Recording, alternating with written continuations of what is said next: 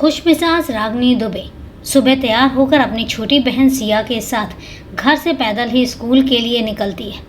वह बलिया जिले के बांसडीह की रहने वाली थी। दोनों बहनें समीलपुर के भारतीय संस्कार स्कूल में अलग अलग कक्षा में पढ़ती थी। रागनी 12वीं कक्षा में थी तो सिया 11वीं कक्षा में थी। दोस्तों, क्या है ये पूरी कहानी और क्या हुआ रागनी और उसकी छोटी बहन के साथ, हम जानेंगे पूरे विस्तार से। लेकिन उससे पहले नमस्कार दोस्तों, मैं एडवोकेट आरडी आपका चैनल पर स्वागत करती हूं और उम्मीद करती हूं कि आप सब लोग स्वस्थ होंगे, सुरक्षित होंगे। दोस्तों, अगर आप अपने इस परिवार में नए हैं या अभी तक आपने चैनल को सब्सक्राइब नहीं किया है तो सबसे पहले आप चैनल को सब्सक्राइब कर लें और इसके साथ ही बेल आइकन प्रेस करना ना भूलें फर्दर नोटिफिकेशन के लिए। और इसके साथ ही कहानी में लास्ट तक बने रहें क्योंकि कहानी बेहद ही दिल दहला देने वाली है। और कहानी के बारे में आपकी क्या राय है कमेंट करके ज़रूर बताएं। तो चलिए दोस्तों, आपका समय नहीं लेते और जानते हैं कहानी को पूरे विस्तार से। उस दिन रागनी महीनों बाद स्कूल जा रही थी। स्कूल जाकर उसे अपने बोर्ड परीक्षा फॉर्म के बारे में पता भी करना था कि परीक्षा फॉर्म कब तक भरा जाएगा। वह कुछ दिनों से स्कूल नहीं जा पाई थी और इसलिए परीक्षा फॉर्म के बारे में उसे सही से जानकारी नहीं थी। दोनों बहनें पड़ोस के गांव बजहां के काली मंदिर के रास्ते होकर स्कूल जाती थी। उस दिन भी वे बातें करते हुए जा रही थी। जब दोनों काली मंदिर के पास पहुंची तभी अचानक उनके सामने 2 बाइक आकर रुक गईं। दोनों बाइक्स पर 4 लड़के सवार थे। अचानक बाइक के सामने देखकर रागनी और सिया सक पका गईं। वो बाइक से टकराते टकराते बची। ये क्या बदतमीजी है, तुमने हमारा रास्ता क्यों रोका है? रागनी लड़कों पर गुर्राई। एक बार नहीं 1000 बार रोकूंगा। उन चारों में से एक लड़का बाइक से नीचे उतरते हुए बोला। उसका नाम प्रिंस उर्फ आदित्य तिवारी था। प्रिंस आगे बोला, जाओ, तुम्हें जो करना है कर लेना। तुम्हारी गीदड़ भभकी से मैं डरने वाला नहीं हूँ, समझी? देखो, मैं शराफत से कह रही हूँ, हमारा रास्ता छोड़ो और हमें स्कूल जाने दो। रागनी बोली। अगर रास्ता नहीं छोड़ा तो तुम क्या करोगी? प्रिंस ने अकड़ते हुए बोला। दीदी, छोड़ो इन लड़कों को। माँ ने क्या कहा था कि इनके मुंह मत लगना। इनके मुंह लगोगी तो कीचड़ के छींटे हम पर ही पड़ेंगे। चलो, हम भी अपना रास्ता बदल लेते हैं। सिया ने रागनी को समझाया। नहीं सिया नहीं, हम बहुत सह चुके इनके जुल्म, अब और बर्दाश्त नहीं करेंगे। इन दुष्टों ने हमारा जीना हराम कर रखा है। इनसे जितना डरोगी उतना ही ये हमारे सिर पर चढ़कर तांडव करेंगे। इन्हें तो इनकी औकात दिखानी ही पड़ेगी। ओ झांसी की रानी, प्रिंस गुर्राया। किसे औकात दिखाएगी तू? मुझे? तुझे पता भी है कि तू किससे पंगा ले रही है? प्रधान कृपाशंकर तिवारी का बेटा हूँ मैं। मिनट में छठी का दूध याद दिला दूंगा। तेरी औकात ही क्या है? मैंने तुझे स्कूल जाने से मना किया था ना, पर तू नहीं मानी। हाँ तो? रागनी डरने के बजाय प्रिंस के सामने तनकर खड़ी हो गई। तुम मुझे स्कूल जाने से रोकोगे? ऐसा करने वाले तुम होते कौन हो? दीदी, क्यों बेकार की बहस किए जा रही हो? सिया बोली। चलो यहाँ से। नहीं सिया, तुम चुप रहो। रागनी सिया पर चिल्लाई। कहीं नहीं जाऊंगी यहाँ से। रोज रोज मर के जीने से तो अच्छा ही होगा कि एक दिन मर ही जाए। कम से कम जिल्लत की जिंदगी तो नहीं जिएंगे। इन दुष्टों को इनके किए की सज़ा मिलनी ही चाहिए। रागनी सिया पर चिल्लाई। तूने किसे दुष्ट कहा? प्रिंस गुस्से से बोला। तुझे और किसे? रागनी भी आंखें दिखाते हुए बोली। इस तरह दोनों के बीच विवाद बढ़ता गया। विवाद बढ़ता देखकर प्रिंस के सभी दोस्त अपनी बाइक से नीचे उतरकर उसके पास जाकर खड़े हुए। सिया रागनी को समझाने लगी कि लड़कों से पंगा मत लो, यहाँ से चलो, लेकिन उसने बहन की एक नहीं सुनी। गुस्से से लाल हुए प्रिंस ने आओ देखा ना ताओ उसने रागनी को जोरदार धक्का मारा। रागनी लड़खड़ाती हुई जमीन पर जाकर गिर गई। अभी वह संभालने की कोशिश कर ही रही थी कि वह उस पर टूट पड़ा। पहले से कमर में खोस कर रखे चाकू से उसने रागनी के गले पर ताबड़तोड़ वार करना शुरू कर दिया। कुछ देर तड़पने के बाद रागनी की मौत हो जाती है। उसकी हत्या करके वो चारों वहाँ से फरार हो गए। घटना इतने अप्रत्याशित तरीके से घटी थी कि ना तो रागनी ही कुछ समझ पाई थी और ना ही सिया। आंखों के सामने बहन की हत्या होते देख सिया के मुंह से दर्दनाक चीख निकल पड़ी। उसकी चीख इतनी तेज थी कि गांव वाले अपने अपने घरों से बाहर निकल आए और जहां से चीखने की आवाज़ आ रही थी वहां पहुंच गए। उन्होंने मौके पर पहुंचकर देखा तो रागिनी खून से सनी जमीन पर पड़ी थी। वहीं उसकी बहन उसके पास बैठी दहाड़े मारकर रो रही थी। दिन दहाड़े हुई दिल दहला देने वाली इस घटना से सभी सन्न रह गए। लोग आपस में चर्चा कर रहे थे कि समाज में कानून नाम की कोई चीज ही नहीं रह गई है। बदमाशों के हौसले इतने बुलंद हो चुके हैं कि राह चलती बहू बेटियों का जीना तक मुश्किल हो गया है। इस बीच किसी ने फोन द्वारा घटना की सूचना बांसडीह रोज थाना प्रभारी ब्रजेश शुक्ला को दे दी। गांव वाले रागिनी को पहचानते तो थे। वह पास के गांव बांसडीह के रहने वाले जितेंद्र दुबे की बेटी थी, इसलिए उन्होंने जितेंद्र दुबे को भी सूचना दे दी। बेटी की हत्या की सूचना मिलते ही घर में कोहराम मच गया। रोना पीटना शुरू हो गया। उन्हें जिस अनहोनी की चिंता सता रही थी, आखिरकार वो हो ही गई। जितेंद्र दुबे जिस हालत में थे, उसी हालत में घटना स्थल की तरफ दौड़े। वह जहाँ गांव के काली मंदिर के पास पहुंचे तो वहां उनकी बेटी की लाश पड़ी थी। लाश के पास ही छोटी बेटी सिया दहाड़े मार कर रो रही थी। बेटी की रक्त रंजिश लाश देखकर जितेंद्र भी फफक कर रोने लगे। उन्हें 2-3 दिन पहले ही कुछ शरारती तत्व घर पर धमकी देकर गए थे कि रागिनी स्कूल गई तो वह दिन उसकी जिंदगी का आखिरी दिन होगा, और आखिरकार वे अपने मंसूबों में कामयाब हो ही गए। सूचना पाकर एसआई ब्रजेश शुक्ला फोर्स के साथ मौके वारदात पर पहुंचे। उन्होंने शव का मुआयना किया। मृतका के गले पर अनेकों घाव थे। चूंकि पूरी वारदात मृतका की छोटी बहन सिया के सामने घटित हुई थी, इसलिए उसने एसआई ब्रजेश शुक्ला को सारी बातें बता दी। उसने बताया कि बजहा गांव के रहने वाले ग्राम प्रधान कृपाशंकर तिवारी का बेटा प्रिंस उर्फ आदित्य तिवारी, प्रधान का ही भतीजा सोनू तिवारी, नीरज तिवारी और दीपू यादव ने दीदी की हत्या की है। मौके की कार्यवाही निपटाने के बाद पुलिस ने लाश पोस्टमार्टम के लिए भेज दी। पुलिस ने जितेंद्र दुबे की तहरीर पर ग्राम प्रधान कृपाशंकर तिवारी, उसके बेटे आदित्य उर्फ प्रिंस, सोनू तिवारी, नीरज तिवारी और दीपू यादव के खिलाफ हत्या और छेड़छाड़ की धाराओं में मुकदमा दर्ज कर लिया।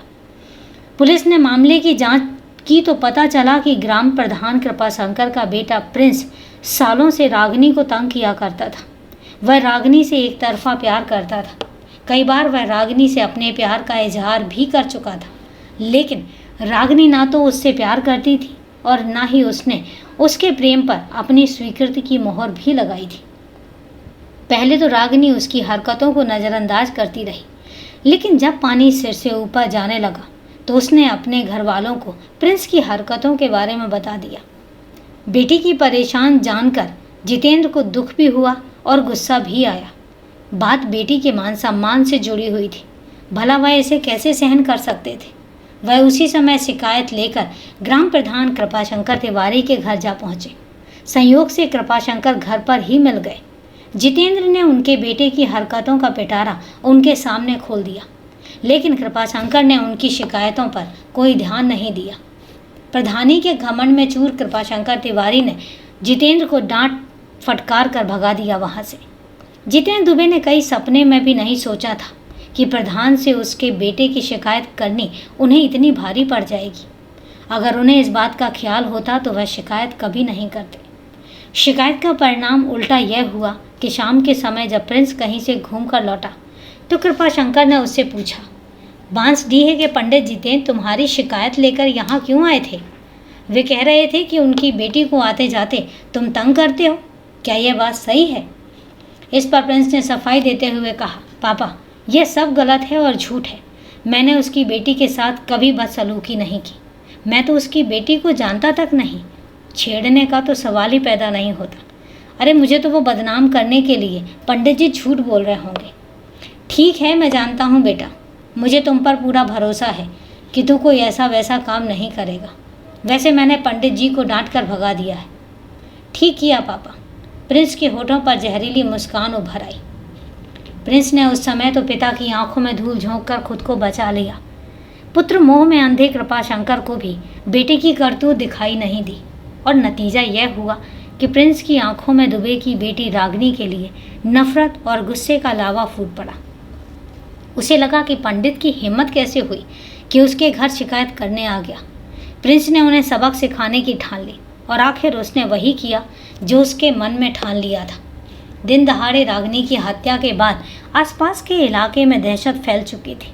मामला बेहद गंभीर था, इसलिए एसपी सुजाता सिंह ने अपराधियों को गिरफ्तार करने के सख्त आदेश दे दिए।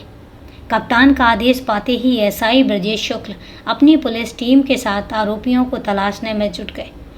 8 अगस्त 2017 को पुलिस ने जिले से बाहर जाने वाले सभी रास्तों को सील कर दिया। पुलिस को इसका लाभ भी मिला। बलिया से होकर गोरखपुर जाने वाली रोड पर 2 आरोपी प्रिंस उर्फ आदित्य तिवारी और दीपू यादव उस समय पुलिस के हत्थे चढ़ गए जब वे जिला छोड़कर गोरखपुर जा रहे थे। दोनों को गिरफ्तार करके पुलिस उन्हें थाना बांसडीह रोड पर अपने थाने ले आई। दोनों आरोपियों से रागिनी दुबे की हत्या के बारे में गहनता से पूछताछ की गई। पहले तो प्रिंस ने पुलिस को अपने पिता की ताकत की धौंस दिखाई, लेकिन कानून के सामने उसकी अकड़ ढीली पड़ गई। आखिर दोनों ने पुलिस के सामने घुटने टेकने में ही भलाई समझी। उन्होंने अपना जुर्म कबूल कर लिया। बाकी के 3 आरोपी मौके से फरार हो गए थे। दोनों आरोपियों से की गई पूछताछ और बयानों के आधार पर दिल दहला देने वाली जो कहानी सामने आई वो कुछ इस प्रकार की थी। 55 वर्षीय जितेंद्र दुबे मूलतः बलिया जिले के बांसडीह में 6 सदस्यों के परिवार के साथ रहते थे। उनके परिवार में पत्नी के अलावा 3 बेटियां और एक बेटा अमन था। निजी व्यवसाय से वह अपने परिवार का भरण पोषण करते थे और उनका परिवार संस्कारी भी था। उनकी तीनों बेटियां गांव में मिसाल के तौर पर गिनी जाती थी, क्योंकि तीनों ही अपने काम से काम रखती थी।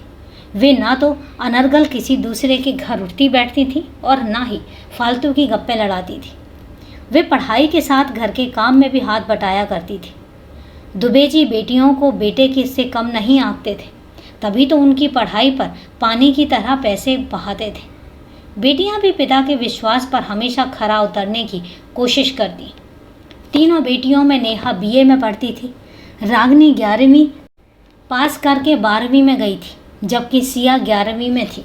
स्वभाव में रागिनी नेहा और सिया दोनों से बिल्कुल अलग थी। रागिनी पढ़ाई लिखाई से लेकर घर के कामकाज तक सब में अव्वल रहती थी। वह शर्मीली और भावुक किस्म की लड़की थी। जरा सी डांट पर उसकी आंखों से आंसू की धारा बहने लगती थी। बात 2015 के करीब की है। रागिनी और सिया दोनों सलेमपुर के भारतीय संस्कार स्कूल में अलग अलग कक्षा में पढ़ती थी। उस समय रागिनी 10वीं में थी और सिया 9वीं में। दोनों बहनें घर से रोजाना बजहा गांव होकर पैदल ही स्कूल के लिए आती जाती थी। बजहा गांव के ग्राम प्रधान कृपाशंकर तिवारी का बेटा प्रिंस उर्फ आदित्य उन्हें स्कूल आते जाते बड़े गौर से देखा करता था। प्रिंस की पहली नज़र में ही रागिनी पर फिदा हो गया। रागिनी साधारण शक्ल सूरत की थी, मगर उसमें गजब का आकर्षण था। रागिनी और सिया जब भी स्कूल जाया करती, तब उनके इंतज़ार में गांव के बाहर 2-3 दोस्तों के साथ प्रिंस हमेशा खड़ा मिलता था। वह उन्हें तब तक निहारता रहता था जब तक कि रागिनी और सिया उसकी आंखों से ओझल नहीं हो जाती थी, जबकि दोनों बहनें उसकी बातों को नज़रअंदाज करके बिना कोई प्रतिक्रिया किए स्कूल के लिए निकल जाती थी। ऐसा नहीं था कि दोनों बहनें उसके इरादों से अनजान थीं, वे उनके मकसद को भली भांति जानती भी थी। रागिनी प्रिंस से जितनी दूर भागती थी, प्रिंस उतना ही उसकी मोहब्बत में पागल हुआ जा रहा था। 17 वर्षीय आदित्य उर्फ प्रिंस उत्तर प्रदेश के बलिया जिले के बजहा गांव का रहने वाला था। उसका पिता कृपाशंकर तिवारी गांव का प्रधान था। प्रधान तिवारी के इलाके में तूती बोलती थी। उससे टकराने की कोई हिमाकत नहीं कर सकता था। जो उससे टकराने की ज़रूरत करता भी था, वह उसे अपनी पावर का एहसास करा देता। उसकी सत्ता के गलियारों में अच्छी पहुंच बना रखी थी। ऊंची पहुंच से प्रधान तिवारी को घमंडी भी बना दिया था। ग्राम प्रधान कृपाशंकर तिवारी का बेटा प्रिंस भी उसी के नक्शे कदम पर चल रहा था। पिता की ही तरह प्रिंस भी अभिमानी स्वभाव का था। जिसे चाहे वह उससे उलझ जाता था और मारपीट पर आमादा हो जाता था। वह जब भी चलता था तो उसके साथ साथ 5-7 लड़कों की टोली भी चला करती थी। उसकी टोली में नीरज तिवारी, सोनू तिवारी और दीपू यादव खासम खास थे। ये तीनों प्रिंस के लिए किसी भी हद तक जाने को तैयार रहते थे और इसीलिए वह इन पर पानी की तरह पैसे भी बहाता था। प्रिंस रागिनी से एक तरफा मोहब्बत करता था। उसे पाने के लिए वह किसी भी हद तक जाने के लिए तैयार था, जबकि रागिनी उससे प्यार करना तो दूर, इस बात तक करना उचित नहीं समझती थी। रागिनी के प्यार में प्रिंस इस कदर पागल हो गया था कि उसने खुद को कमरे में कैद कर लिया था। ना तो यार दोस्तों से पहले की तरह ज़्यादा मिलता था और ना ही उनसे बातें करता था। प्रिंस की हालत देखकर उसके दोस्त नीरज और दीपू परेशान रहने लगे। यार की ज़िंदगी की सलामती के खातिर तीनों दोस्तों ने फैसला किया कि चाहे कुछ भी क्यों ना हो जाए, वह उसके प्यार को यार के कदमों में डालकर जरूर रहेंगे। नीरज, सोनू और दीपू तीनों ने मिलकर एक दिन रागिनी और सिया को स्कूल जाते समय रास्ते में रोक लिया। तीनों के अचानक से रास्ता रोकने से दोनों बहनें बुरी तरीके से डर गईं। ये क्या बदतमीजी है? तुमने हमारा रास्ता क्यों रोका है? हटो, हमें स्कूल जाने दो। रागिनी हिम्मत जुटाकर बोली। हम तुम्हारे रास्ते से भी हट जाएंगे और तुम्हें स्कूल भी जाने देंगे, बस तुम्हें हमारी कुछ बातें मानने होंगी। नीरज बोला। ना तो मैं तुम्हारी कोई बात मानूंगी और ना ही मैं सुनूंगी, बस तुम हमारा रास्ता छोड़ दो और हमें स्कूल के लिए देर हो रही है। रागिनी नाराजगी भरे लहजे में बोली। देखो रागिनी, यह किसी की ज़िंदगी और मौत का सवाल है, मेरी बात सुन लो फिर चली जाना। नीरज ने कहा। मैंने कहा ना, मैं तुम्हारी कोई बात नहीं सुनने वाली। क्या मुझे ऐसी वैसी लड़की समझ कर रखा हुआ है जो राह चलते आवारा किस्म के लड़के के मुंह लगेंगे? रागिनी बोली।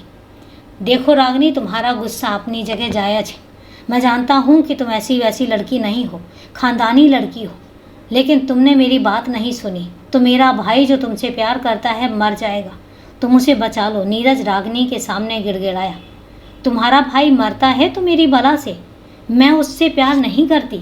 और एक बात कान खोल कर सुन लो, आज के बाद इस तरह की वाहियात बात फिर मेरे सामने मत दोहराना, वरना इसका परिणाम भी बहुत बुरा होगा, समझे? नीरज को खरी खोटी सुनाती हुई रागिनी और सिया वहाँ से चली गई। रागिनी की बातें नीरज के दिल को लग गई थी। उसे कतई उम्मीद नहीं थी कि रागिनी उसे ऐसा जवाब दे सकती है। रागिनी की बातों से उसे काफ़ी गहरा आघात भी पहुंचा था। चूँकि मामला उसके भाई के प्यार से जुड़ा हुआ था, इसलिए उसने रागिनी के अपमान को अमृत समझकर पी लिया था। उस समय तो नीरज और उसके दोस्तों ने उसे कोई जवाब नहीं दिया, लेकिन नीरज ये बात अपने तक सीमित नहीं रख सका। उसने घर जाकर ये बात प्रिंस को बता दी। भाई की बात सुनकर प्रिंस गुस्से से उबल पड़ा और रागिनी की ऐसी मजाल जो उसने उसके प्यार को ठुकरा दिया। अगर वो मेरे प्यार को ठुकरा सकती है तो मैं भी उसे जीने नहीं दूंगा। अगर वो मेरी नहीं हो सकती है तो फिर मैं उसे किसी और का नहीं होने दूंगा। प्रिंस के गुस्से को नीरज और उसके दोस्तों ने और हवा दे दी। रागिनी के प्यार में मर मिटने वाला जुनूनी आशिक प्रिंस ठुकराए जाने के बाद एकदम फिल्मी खलनायक की तरह हो गया। उस दिन के बाद से रागिनी जब भी कहीं आती जाती दिखती तो प्रिंस चारों दोस्तों के साथ मिलकर अश्लील शब्दों की फप्तियाँ कस के उसे जलील करता, उसे छेड़ता रहता था। और तो और वह दोस्तों को लेकर उसके घर तक धमकाने के लिए पहुंच जाता था। प्रिंस के इस रवैये से उसके घर वाले भी परेशान हो गए थे। डर के मारे रागिनी ने घर से बाहर निकलना छोड़ दिया। उसने स्कूल जाना भी बंद कर दिया। प्रिंस का खौफ रागिनी के दिल में बैठ चुका था। जब बात हद से आगे बढ़ गई तो रागिनी के पिता जितेंद्र दुबे ने बांसडीह रोड थाने में प्रिंस और उसके दोस्तों के खिलाफ लिखित शिकायत भी दर्ज करवा दी। लेकिन प्रधान कृपाशंकर की राजनीतिक पहुंच की वजह से मामला वहीं रफा दफा हो गया। इसके बाद प्रिंस और भी उग्र हो गया। वह सोचता था कि जितेंद्र दुबे ने उसके खिलाफ थाने में शिकायत करने की जुर्रत कैसे की। बात अप्रैल 2017 की है। प्रिंस अपने तीनों दोस्तों नीरज, सोनू और दीपू यादव को लेकर जितेंद्र दुबे के घर गया और उन्हें धमकाया कि आज के बाद तुम्हारी बेटी रागिनी अगर स्कूल पढ़ने गई तो वो दिन उसकी ज़िंदगी का आखिरी दिन होगा। इसकी धमकी के बाद रागिनी के घर वाले बुरी तरीके से डर गए। उन्होंने उसे स्कूल भेजना बंद कर दिया। वह कई महीनों तक स्कूल नहीं गई। इस वर्ष उसका इंटरमीडिएट था। स्कूल में परीक्षा फॉर्म भरे जा रहे थे। परीक्षा फॉर्म भरने के लिए वह 8 अगस्त 2017 को छोटी बहन सिया के साथ स्कूल जा रही थी। पता नहीं कैसे प्रिंस को रागिनी के आने की खबर मिल गई और उसने उसका गला रेत कर हत्या कर दी। बहरहाल पुलिस ने रागिनी हत्याकांड के नामजद 5 आरोपियों में से 2 आरोपियों प्रिंस और दीपू यादव को तो गिरफ्तार कर लिया। बाकी के 3 आरोपी प्रधान कृपाशंकर, नीरज तिवारी और सोनू फरार होने में कामयाब हो गए।